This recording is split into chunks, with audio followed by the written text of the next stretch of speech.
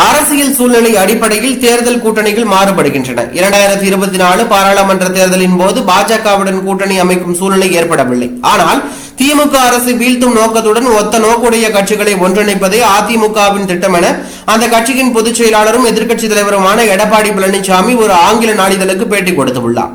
மேலும் அவரின் பேட்டியில் பாஜக ஒரு தேசிய கட்சி, ஒவ்வொரு கட்சிக்கும் தங்களுக்கே உரிய பலம் இருக்கிறது. திமுகவின் மக்கள் விரோத போக்குக்கு எதிரான ஒத்த எண்ணக்கூறுகளுடன் செயல்பட விரும்பும் எந்த கட்சியும் வரவேற்க அதிமுக தயார்.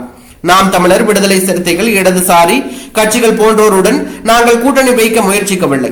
ஆனால் திமுக ஆட்சியை முடிவுக்கு கொண்டு வர ஒருங்கிணைந்து செயல்பட விரும்புவோர் எங்களை அணுகலாம், அதில் தவறு ஏதுமில்லை என்றார். மேலும் அண்ணாமலை தலைமையிலான பாஜகவுடனான உறவு குறித்து கேட்கப்பட்ட போது மற்ற கட்சிகளின் உள்ளமைப்பில் தலையிடுவது அதிமுகவின் பழக்கம் அல்ல என்றார். எம்ஜிஆர், ஜெயலலிதா போன்ற தலைவர்களுடன் யாரையும் ஒப்பிட முடியாது. அதிமுக இன்று துடிப்புடன் செயல்படும் நிலைமையில் இருக்கிறது எனவும் அவர் தெரிவித்தார்.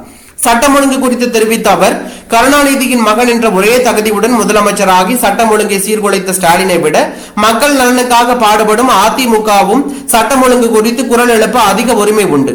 திறமையற்ற திமுக அரசின் மக்கள் விரோத நடவடிக்கைகளுக்கு மௌனமாக இருக்க நாங்கள் என்ன அவர்களின் கூட்டணி கட்சியா என்று பதிலடி கொடுத்து பேட்டி கொடுத்து உள்ளது பரபரப்பையும் அதிர்ச்சியும் ஏற்படுத்தி உள்ளது.